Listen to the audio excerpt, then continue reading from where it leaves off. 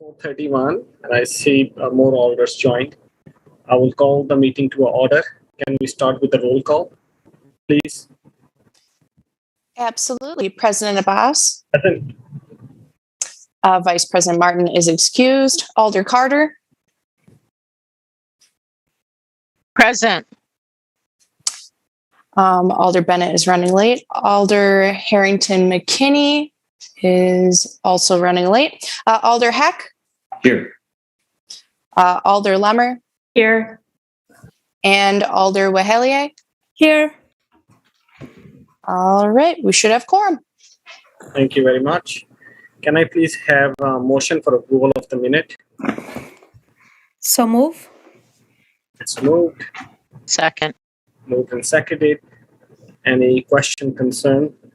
If I don't see any hand raised, I will see as a unanimous approval. Next, we will move to a public comment.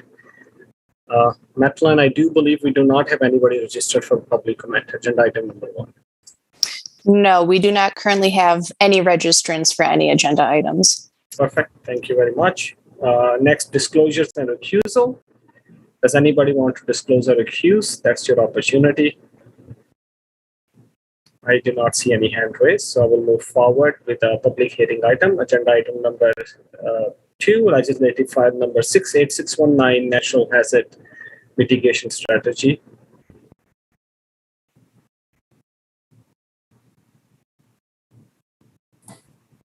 Hi, good afternoon. This is Ed Rucker. I'm with the fire department. Also joining us for the conversation is Jessica Price in the mayor's office and Jojo O'Brien from city engineering.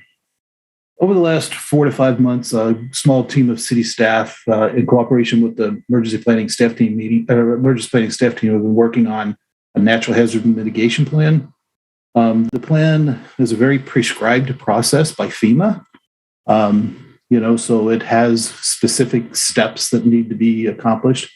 And one of the steps is why we're here tonight. So we've prepared some hazard mitigation strategies, and those strategies need to be presented for public comment. They do not require, this doesn't require any action, just available for public comment. And then when we send our plan to the Dane County, we'll also let them know when and where and how we facilitated the public comment. But as I said, the plan is prescribed by FEMA. Eventually, it will be submitted to Wisconsin Emergency Management for approval and then to FEMA for approval. The mitigation plans really open the door for hazard mitigation funds. So each time there's a national disaster declaration, generally following those declarations, there's an opportunity for hazard mitigation grants or hazard mitigation funding. And once we have this plan completed, that's just one of the, it clears one of the steps in applying for those funds. The process asked us to do a hazard assessment. So we looked at the different types of hazards that may impact the Madison community. Then we looked at kind of whatever our asset inventory is. So that looked at things like how many hospitals, how many police stations, fire stations, what assets do you have in the community to support natural hazard response and mitigation. Then we also looked at community capabilities.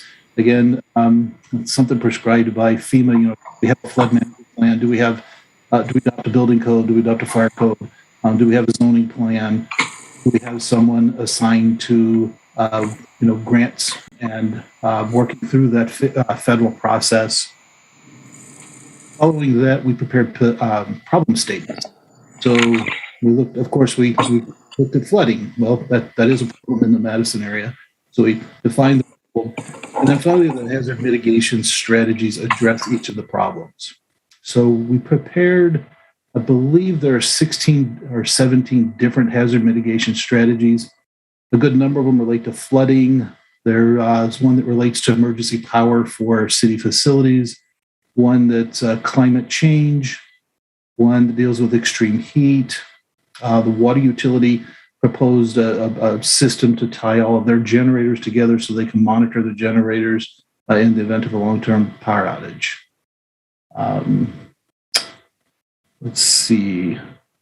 Oh, we also included a storm shelter or shelters meaning we don't have any specific location identified, but there will be three mobile home communities in Madison. There are currently two.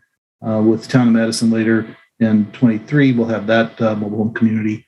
But also we considered the potential for a homeless or a storm shelter associated with the homeless shelter that may be coming next year. And then we also looked at a site for debris management. That's something that Streets identified as a need, specifically, for the offloading of snow downtown Isthmus area during the winter. Just the snow piles up. They need a place to store it, haul it to, and store it. And then we may also use that in the event of some type of a large windstorm. Emergency action plans are also one of the strategies. So that's kind of the reason we're here, is for the public comment on those strategies. Thank you very much, Ed. Any question? Alder Carter. Hi, Ed. You mentioned the mobile home park. So I know that Highland Manor has a storm shelter that was partially funded by FEMA. When you look at the other mobile home parks that we have, there is one, I believe, in Alder Abbas's neck of the woods. Does that have a storm shelter? Is that what you said? It does not have a storm shelter. So there's one of the strategies just mentions that we are interested in building storm shelters as needed. And would that be in conjunction with FEMA funding? Yes, hopefully. Yeah, that is the intent.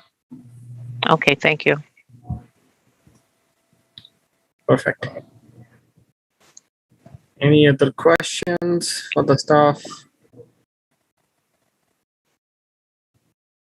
I do not see any hand raised. Thank you very much, all of your work. Thanks, all. Thank you all. Have a good evening. Thanks. We will move to next date, the update item, agenda item number 3, legislative file number 68620, performance excellence. Kara. Thank you, President Abbas, and hello and good evening to everyone. I will be sharing my screen as I pull that up. I do hope this can be a reset conversation on performance excellence for those of you who have been part of discussions to date, and a little bit of a briefing for those of you who are not familiar with this topic, and hopeful that other alders who are new can also have access to this recording so that we can get them briefed on this topic as well, because this is our opportunity to orient you.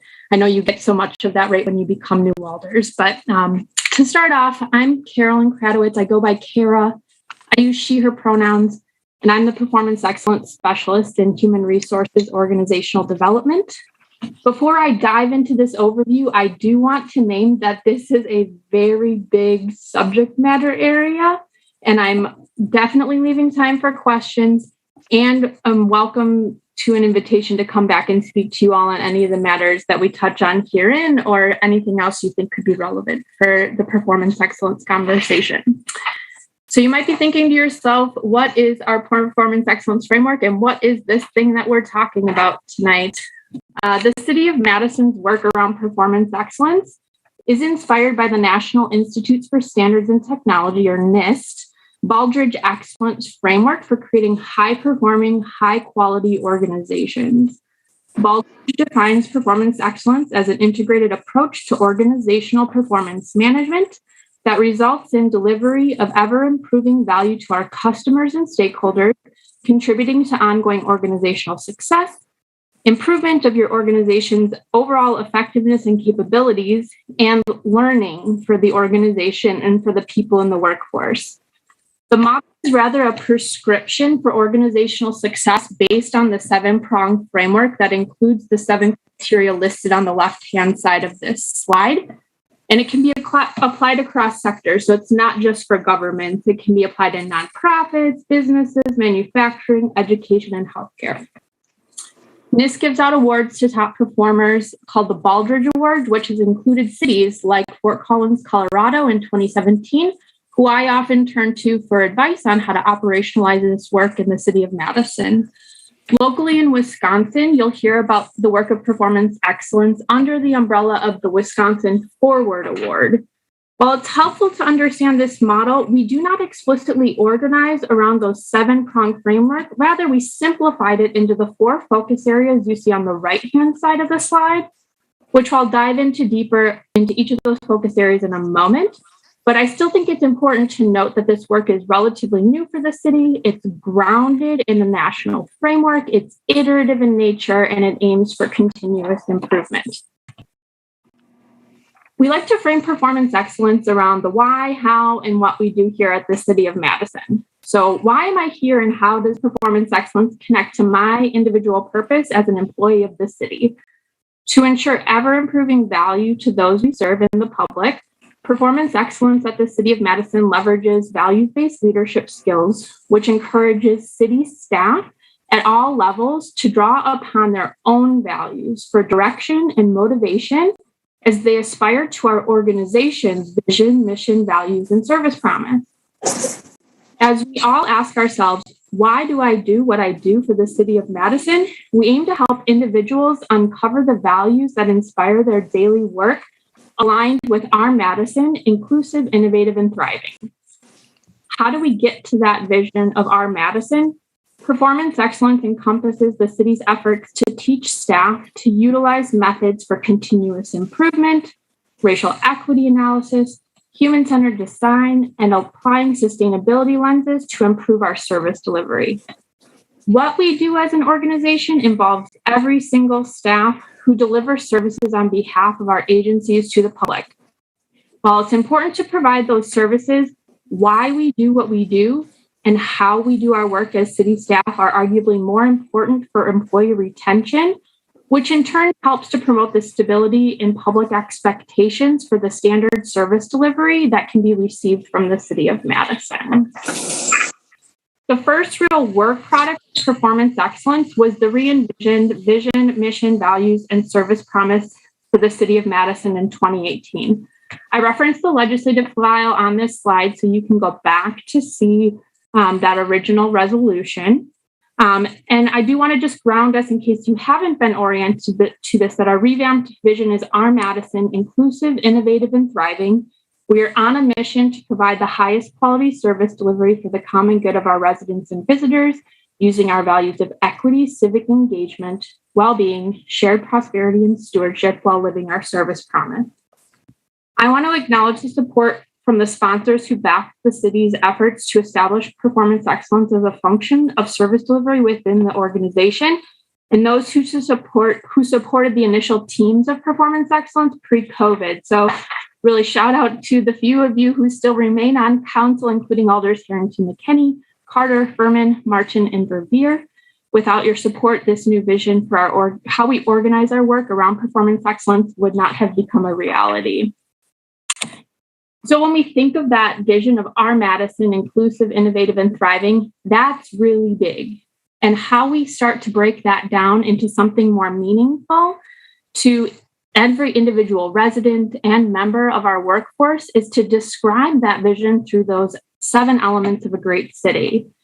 The elements are broad, high-level priority areas identified by feedback from Common Council residents in the comp plan update, Imagine Madison, city managers and staff, and Common Council. So culture and character, effective government, economy and opportunity, green and resilient neighborhoods and housing, and land use and transportation all have clear goals, strategies, and actions outlined in the Imagine Madison Comprehensive Plan that we are aligning our service delivery towards. Health and safety is added to the list of elements to round out a suite of elements that encompass all of our city services. You can expect to see more on that health and safety element in 2022 comprehensive plan update. And with that vision of our Madison, inclusive, innovative, and thriving, and we've covered what that looks like through the 7 elements of a great city, I want to dive into those 4 focus areas that help us as city staff operationalize the work of performance excellence in our organization today. So those 4 focus areas include engaged public, engaged workforce, strong operations, and effective use of resources. So first we have engaged public, which looks like City of Madison employees ensure our community is engaged with their local government by creating a shared understanding of the services we provide. They routinely ask colleagues and members of the public if they are satisfied with our services and promote different ways the public can get involved in providing input on service delivery and improvements. Examples of where this shows up in our work today includes the work of our boards, commissions, and committees, the work of neighborhood resource teams, our 2020 in-person pivot to drive up voting, our pandemic pivot to virtual meetings. I'll even call out the recent addition of the Madison Police Department's use of technology to reach out to customers, and our bright spot, the work of the Racial Equity and Social Justice Initiative Community Connections Team, Public Participation Guide, working together with the voice of the customer to advance the recommendations of the 2020 Equity by Design report, which called for operationalizing a standard of practice across the organization for how we do public participation at the city. Staff are coalescing around the International Association for Public Participation, or IAP2, as the standards of practice, as it is the true international standard, while bolstering their model to apply an equity lens to the work. Next, we have engaged workforce, which looks like City of Madison employees feel included and engaged in the services we provide. Employees understand the meaning of their work and the contributions we make towards ensuring the City of Madison achieves its vision while living our values and service promise. Employees proactively provide ideas for improvement and problem solving, and we model a culture of appreciation in the workplace. Examples of where this is showing up in our organization today includes the work of the voice of the customer through the 2018 Employee Voice Survey, which called for 3 key operational improvements, including establishing the employee check-in process, establishing an employee recognition program, and improving communications. Additionally, the 2019 Multicultural Affairs Committee and Women's Initiatives Committee survey continues to help drive operational changes within the organization led by employee groups. And finally, our bright spot here is the Team City Awards given out by Mayor on a bi-monthly basis. You're welcome to nominate an individual today or any day in the future who is a staff member of the city. We like to find those bright spots that you all notice within the organization that we can help to recognize folks and build that culture of appreciation. Our third focus area is strong operations, which looks like City of Madison employees prioritize proactive problem solving to ensure a healthy and effective organization where service improvement methods are regularly used in our work. Employee ideas and suggestions are encouraged and valued. We have systems and tools in place to capture and develop those ideas, including continuous improvement approaches, racial equity analysis, human-centered design, and our sustainability lens. We also take what we learned from engaged employees and the engaged public as foundations to ensuring strong operations. Examples of how this is showing up in our work today is the Imagine Madison Comprehensive Plan, which we are aligning our resources towards in the budget process through our Developing Results Madison framework, the continuous improvement cohorts we've led in our supervisor development program the last several years, and a space for individuals leading change across the organization to learn in community with each other called Team City Change Leadership. The real bright spot here that I'd like to call out is the Developing Results Madison framework around the Imagine Madison Comprehensive Plan's Elements of a Great City, which aims to realize outcome budgeting in the future state. And our fourth and final focus area is effective use of resources. This looks like City of Madison employees understand that engaged public, the engaged employees, and strong operations flow into this fourth focus area. We continuously assess our service delivery using both qualitative and quantitative information from the other 3 focus areas in order to ensure our services meet the needs of our residents. In that process, we acknowledge known issues that may impact the validity or reliability of data in the decision-making process. Examples of where this shows up today in our work is through the systematic inventorying of data systems, policies, and initiatives in order to streamline our work, incremental changes in the budget process, moving us toward an outcome focus through results management, and the funding and recovery teams that were stood up to support our efforts to take maximal advantage of federal resources available to cities. And I like to call it the bright spot here as the interagency funding and recovery team's efforts to propose investments to mayor and council that represent opportunities to address the most pressing needs of our community with ARPA funding as the bright spot for effective use of resources. So I know that was a lot and a very high overview that I know you can come back to since this was being recorded. But I want to take a moment to pause and see if folks have questions. And I'm going to stop sharing so I can see you all. And Alder Lahalier, I believe that's how you pronounce your last name. I don't know if Alder or President Abbas, if you call on folks or if I do that. That's all right. You already called out over here, so go ahead with that. Thank you, Kara. This is a great presentation. You talked about the engaged workforce for 2019, and as the result of the last 4 focus area, you talked about the use of qualitative and quantitative analysis. And I'm wondering, can you share with us what that survey looks like and who was part of the survey and how many people were sent out to the survey and what was the response? Yes, so great questions. In 2018, that engaged workforce survey that was done went out to all email users and to all staff. Given all of our users don't have email, we also had to post that in various locations. Similarly, in 2019, that same thing was done for the Multicultural Affairs Committee and Women's Initiatives Committee survey. Both of those surveys were targeted for the entire city workforce. I don't have the response rates off the top of my head exactly, but I know that the response rates were higher for the Employee Voice survey than the Multicultural Affairs Committee and Women's Initiatives Committee survey.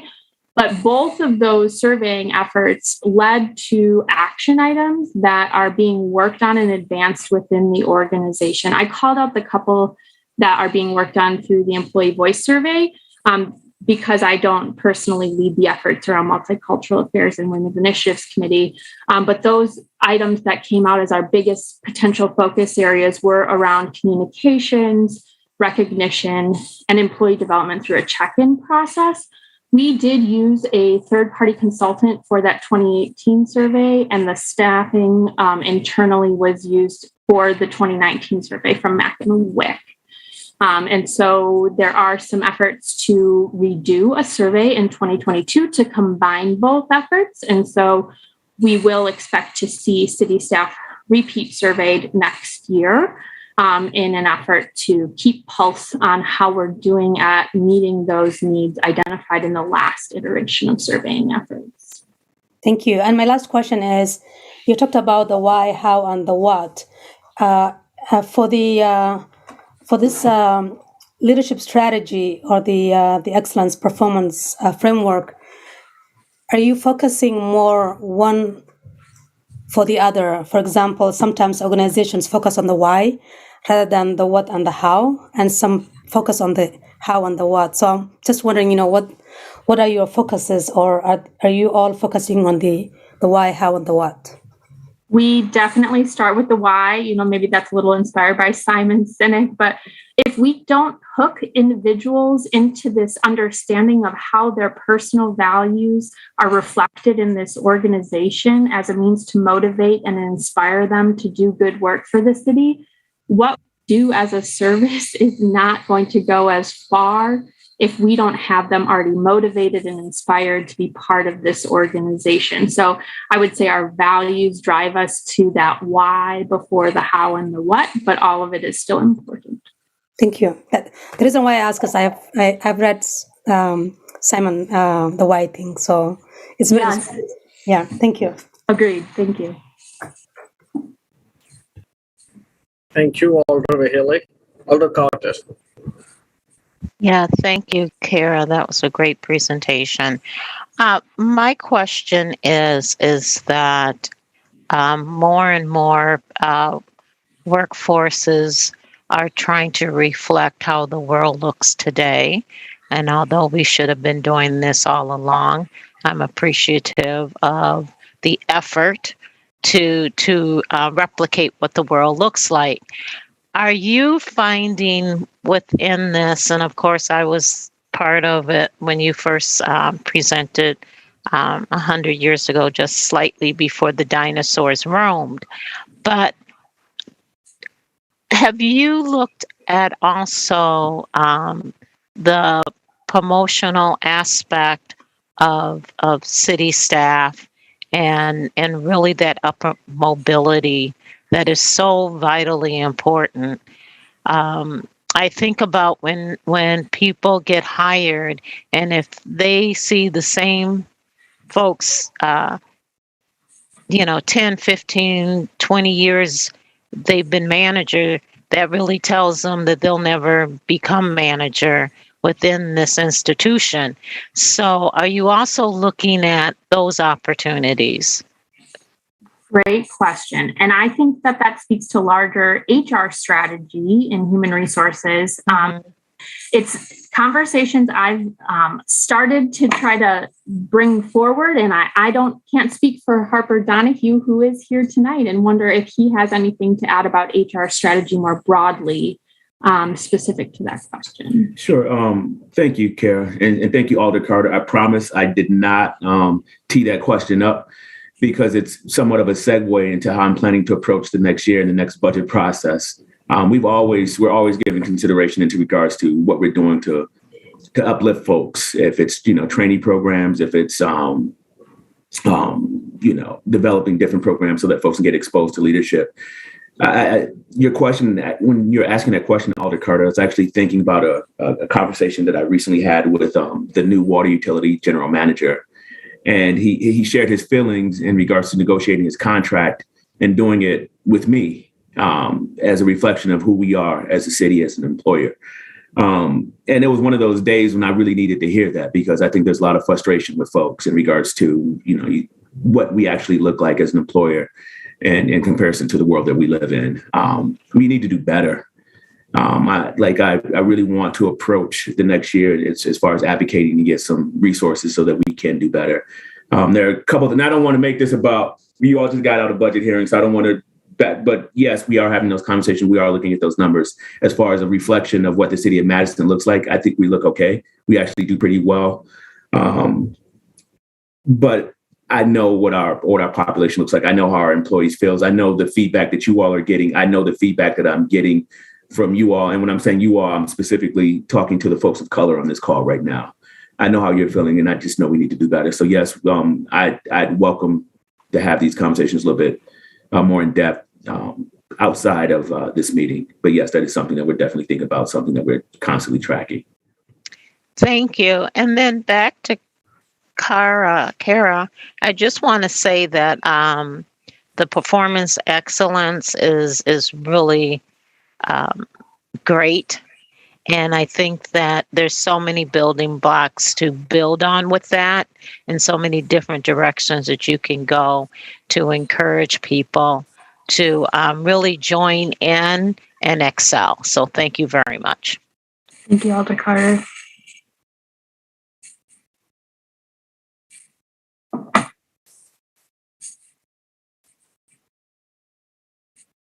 Alder McKinney.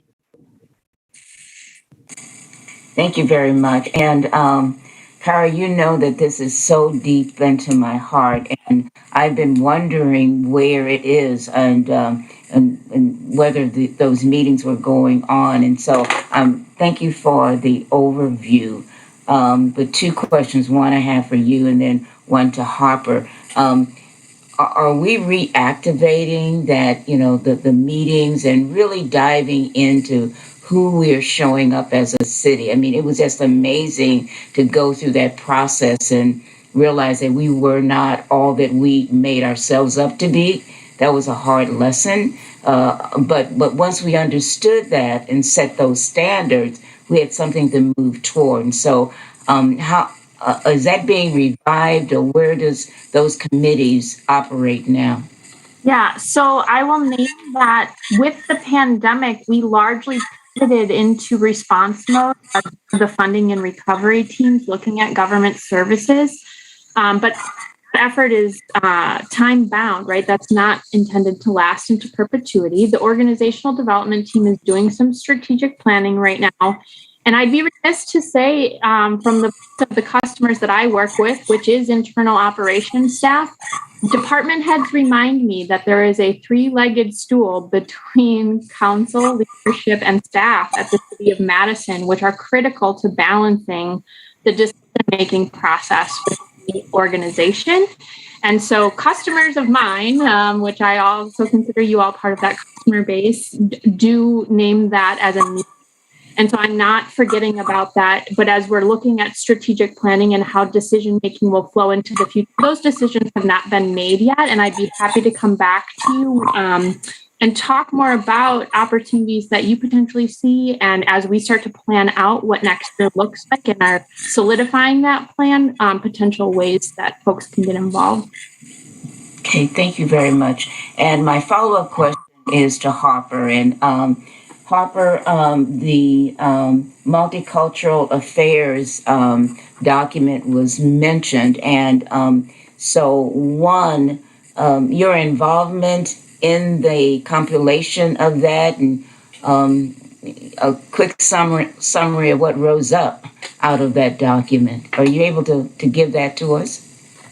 Sure. What I can do, I'd be happy to share. I can shoot an email out in regards to where we are. There's some action items, as Kara mentioned, and I believe things did slow down with the pandemic, but we were meeting with leadership from the Women Initiatives Committee as well as the Multicultural Affairs Committee, and they were holding us accountable in regards to progress that were being made. So there are quite a few things that we actually did accomplish. There's a spreadsheet that we have. I'd be more than happy to shoot that over to you to kind of check off where we are as far as what's ongoing and what still needs to happen. But I believe most of the items that were identified, we have worked through. And those meetings were, again, with leadership from Women's Initiatives Committee, the Multicultural Affairs Committee, and myself and Norman. Right. So that report was quite revealing. And even though there are initiatives that you're working on, please share that document, because in the initial reading of it, the scoring I read really gathered my attention, being a person of color. And so please send that out, and so we can see what was so and what the employees said of the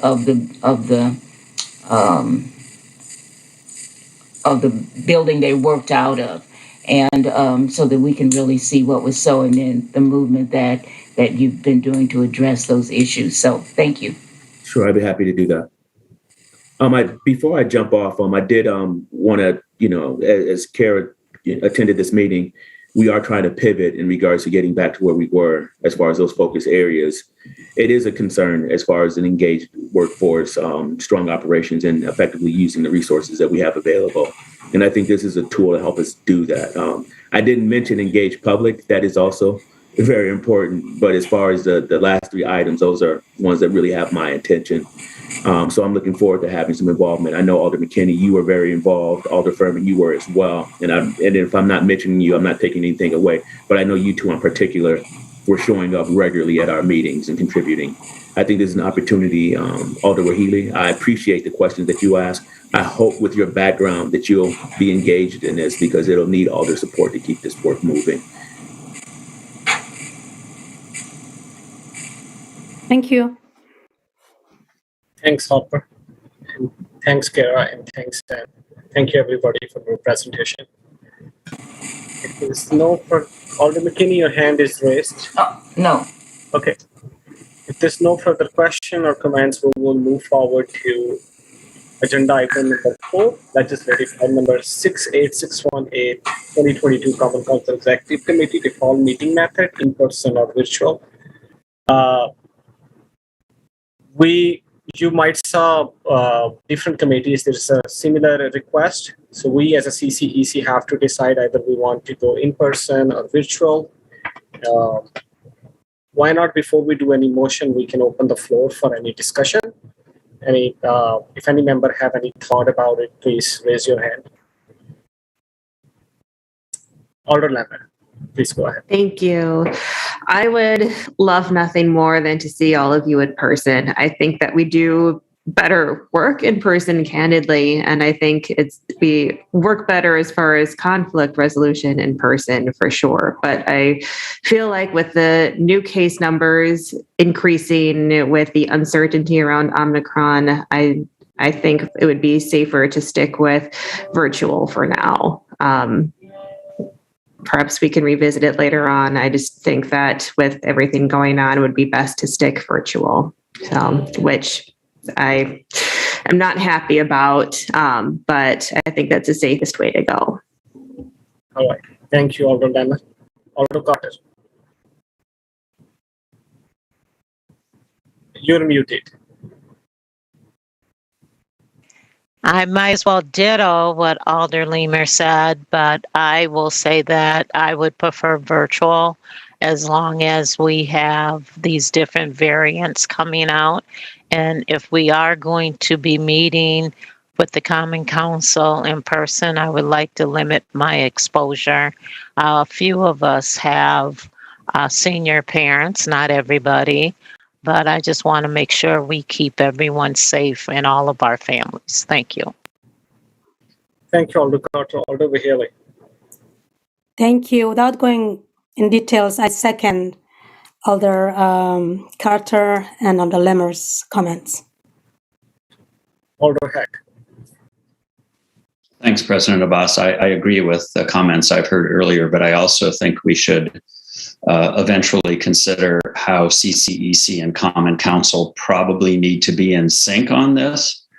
We have a discussion to have at Common Council, but it seems like it could be a little bit of a problem to have CCEC, for instance, in person, and then CC not in person, and bouncing back and forth between the two could be a logistical nightmare, I think, when sometimes we don't have a lot of time between meetings. From what I understand, if we were to recommend this to council, or I guess adopt it for our own purposes, for CCEC purposes, it doesn't mean it can't change. It really is technically just, I think, adopting the next meetings format, or I believe it's a 2-week notice to change it, or maybe maybe Attorney Haas can answer exactly the process that we adopted. I can't remember, but it's not written in stone, but I still think that being cautious is a good idea. Thanks. Thank you, Alder Heck. I was thinking along the same line. I think so. It's a joint decision of all of us. So if majority of us really feel safe in virtual environment, that's totally fine. But I also agree with the Alder Heck with you. It could be logistically really hard. And if CCC meeting is really, controversial topic we're discussing, commuting from home, for virtual setting, if you are, and then doing a commute might, take some time to get into Common Council office. So what I was thinking probably is best, we could, if everybody's agree, we could leave this with Common Council meeting and see how Common Council meeting goes. If it all goes virtual, we will keep CCC virtual. If Common Council go in person, we will move CCC in person. If that sounds good, we could move forward in that direction and see how the Common Council goes. I see head notching. Okay. Do you need a motion on that, or is this consensus? No, we need a motion on this because there is a question about in-person or virtual. So we need a motion on that. So if Alder Carter, if you can do a motion to align this meeting with CCEC decision. I move to align the CCEC meeting with the Common Council meeting. Perfect. And Alder Lemon, that's second. Any debate, question? I do not see any hand raised. So thank you very much. If there's no objection, I will consider as unanimous. So thank you all. Next is agenda item number 5, legislative file number 67690. It's substitute adopting an older COVID-19 vaccination testing policy. And can I have a motion, please? Alder Lemon, that's motion to adopt. Second, Alder Carter, second. Thank you. There's a motion and second. After receiving feedback for CCEC members and other Common Council members during the last meeting or meeting before last meeting, Attorney Haas and staff, I especially thanks staff and Attorney Haas working really actively on this COVID-19 testing policy. This policy is really going to help us if we decided to go in person. So we have something in place. So with that, if you have any question, Attorney Haas is here. City Common Council staff is there. We are open for any question. I will also happy to answer. Alder Carter. Attorney Haas, can you give us an overview?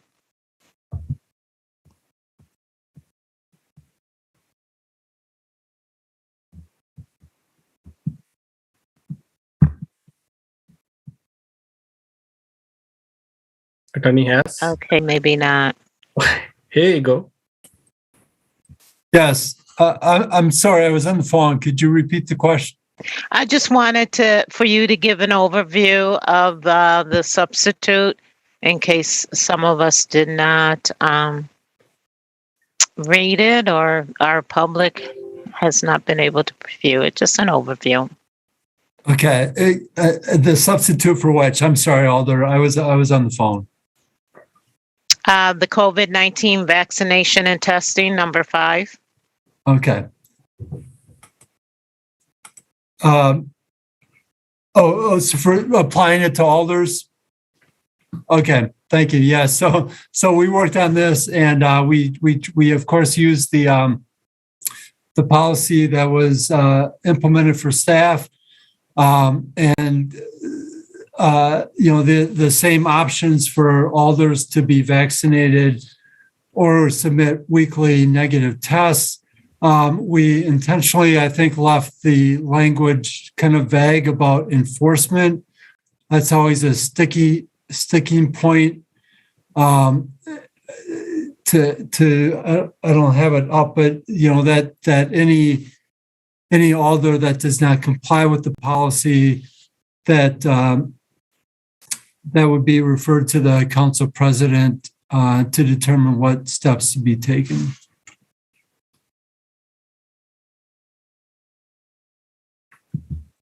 Thank you. Alder Carter, okay, your hand is down.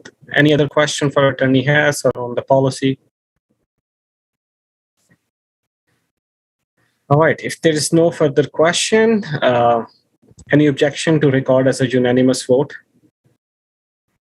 I do not see any hand raising objection, so we will record as unanimous vote. With that, I will make a very small update announcement. So Chief of Staff job description is all ready to go. And I just reviewed that job description as per the work group.